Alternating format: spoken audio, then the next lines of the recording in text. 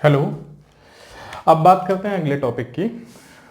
Discussion में हो चुका है एड्रेस बसेस के बारे में, डेटा बस के बारे में, input output, memory read, read cycle, read write instruction, address latch enable, interrupts के बारे में डिस्कशन हो चुका है।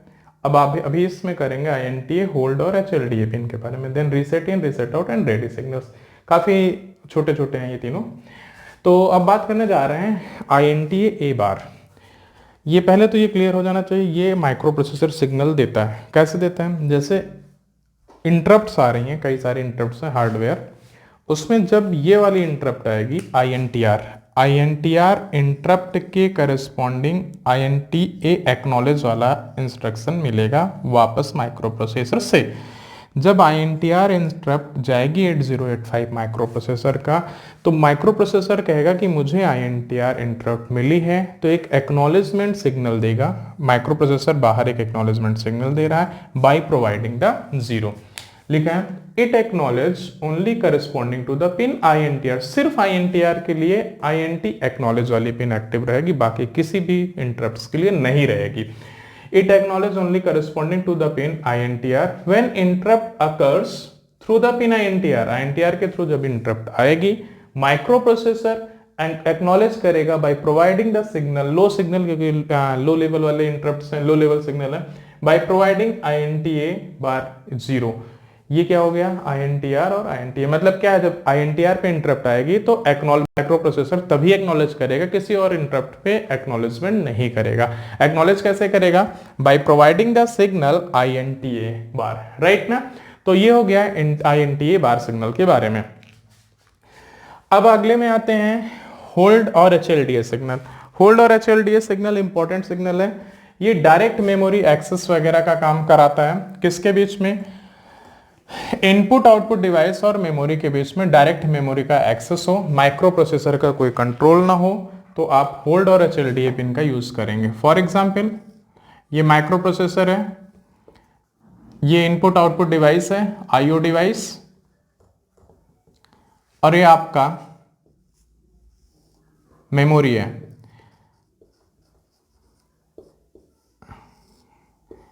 रिलेटेड है एक दूसरे से।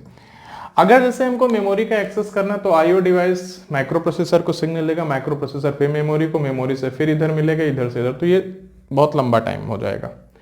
होल्ड और HLDA पिन का यूज किया जाता है डायरेक्ट मेमोरी एक्सेस करने के लिए। DMA operation, DMA stands for, what is the DMA? DMA stands for direct memory access. क्या है DMA? डायरेक्ट मेमोरी एक्सेस करने का काम करेगा। अब ये क्या है? इनपुट आउटपुट डिवाइस है।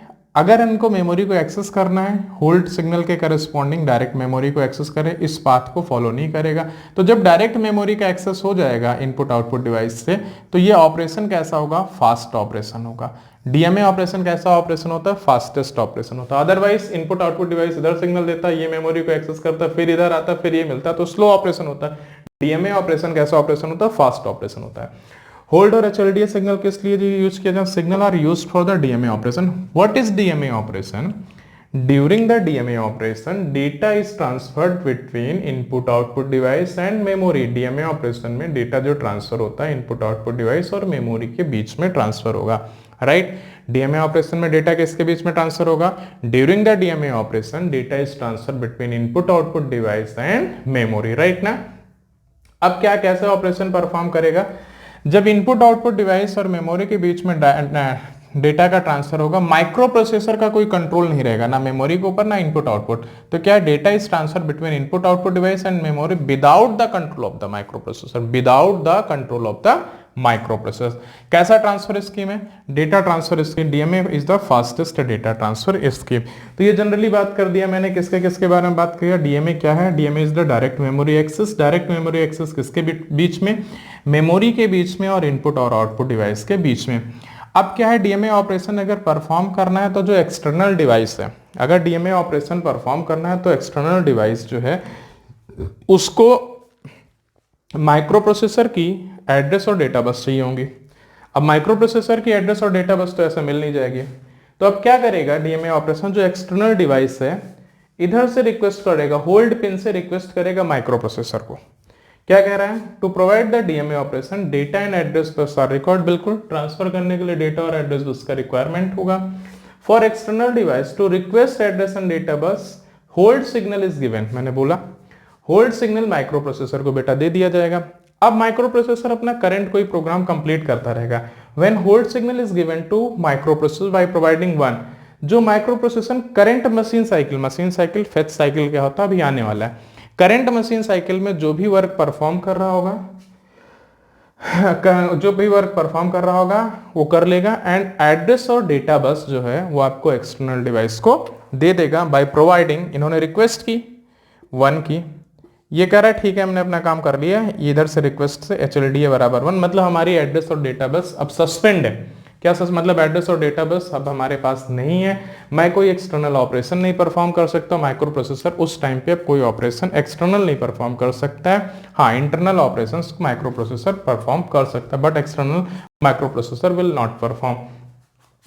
होल्ड पिन से रिक्वेस्ट गई माइक्रो प्रोसेसर की कि भाई हमें आपकी एड्रेस और डेटा बस चाहिए। माइक्रो प्रोसेसर ने कहा चलो भाई ले लो, तो उसने क्या किया HLDA पिन को 1 कर दिया, तो एड्रेस और डेटा बस अब एक्सटर्नल डिवाइस के पास आ गए।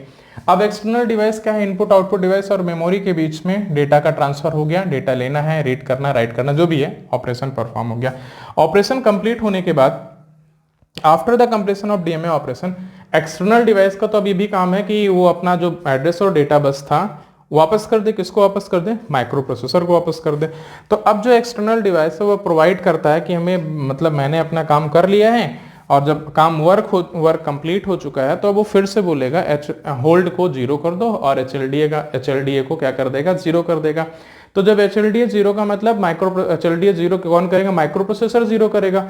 जब HLDA 0 हो जाएगा तो माइक्रो प्रोसेसर कहेगा भाई हमने जो अपनी बसें दी थी वो हमको वापस मिल गई हैं, राइट।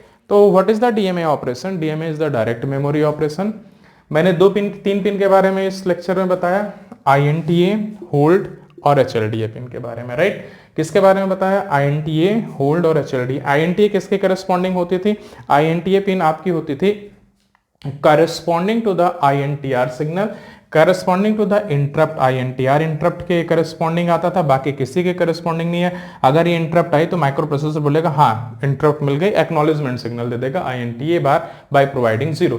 होल्ड रिक्वेस्ट करेगा मतलब एड्रेस और डेटा बस चाहिए। किसको चाहिए था, एक्सटर्नल डिवाइस को चाहिए था। किस लिए चाहिए था, fastest data transfer between input output device और मेमोरी के बीच में डेटा ट्रांसफर के लिए चाहिए था। तो रिक्वेस्ट वो करेंगे, तो रिक्वेस्ट अगर अप्रूव हुई तो होल्ड सिग्नल 1 गया था रिक्वेस्ट के तौर पे।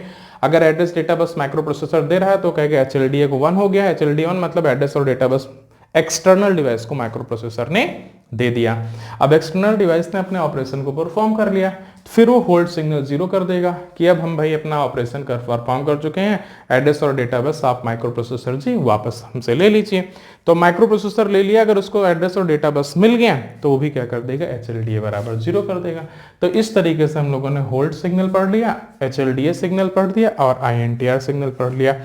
तो और अगली पिन के बारे में बात करते हैं, what is the use of the reset in. Reset in pin का काम होता है माइक्रो प्रोसेसर को, it is use to reset the microprocessor. Microprocessor को रीसेट करने का काम करता है कौन से पिन, रीसेट इन पिन का काम करता है। What is the use of the reset out. Reset in का मतलब है माइक्रो प्रोसेसर को रीसेट कर देना, माइक्रो प्रोसेसर को कंप्लीटली रीसेट करने का काम कौन सी पिन करेगी, रीसेट इन करेगी। रीसेट आउट का मतलब क्या है, जितने भी peripheral external devices micro processor से जुड़ी हुई हैं, जितने भी एक्सटर्नल डिवाइसेस मैंने इन सिग्नल के बारे में बता दिया, INTA हो गया, होल्ड, HLDA हो गया, रीसेट इन माइक्रो प्रोसेसर को रीसेट कर देगा। रीसेट आउट जितनी भी पेरिफेरल डिवाइसेस, स्लो पेरिफेरल या जो भी डिवाइसेस कनेक्ट की गई हैं माइक्रो प्रोसेसर से, उनको रीसेट करने के लिए ये काम करेगा, ठीक है। रेडी पिन क्या है, what is the use of the ready pin. Reset in हो गया, रीसेट आउट हो गया। रेडी का काम क्या है, रेडी पिन यूज करता है माइक्रो प्रोसेसर और जो स्लो डिवाइसेस या पेरिफेरल डिवाइसेस जो कनेक्ट है दोनों के बीच में सिंक्रोनाइजेशन क्या प्रोवाइड करता है, सिंक्रोनाइजेशन प्रोवाइड करने का काम करता है ready signal. Ready signal is used, लिखना चाहें तो लिख लें, ready signal is used to provide the synchronisation. Ready signal is used to provide the synchronization between microprocessor with slow peripheral, with slow peripheral. Reset in signal is used, reset in pin is used to reset the microprocessor. Reset in pin is used to reset the microprocessor. Next point, reset out pin is used to reset out pin is used to reset all the peripheral devices connected with या attached with the microprocessor. ठीक है, तो इस class में हम लोगों ने trap, RSA 7.5, 6.5, 5.5, INTA, ये तो पिछले क्लास में हो गया था, INTA, hold, HLDA, reset in, reset out, ready, in pins के बारे में डिस्कस कर लिया। अगली क्लास में हम लोग बात करेंगे जो आपकी पावर सप्लाई और क्लॉक पिन है, इनके बारे में बात करेंगे और इसको डिस्कस करेंगे। ठीक है, थैंक यू।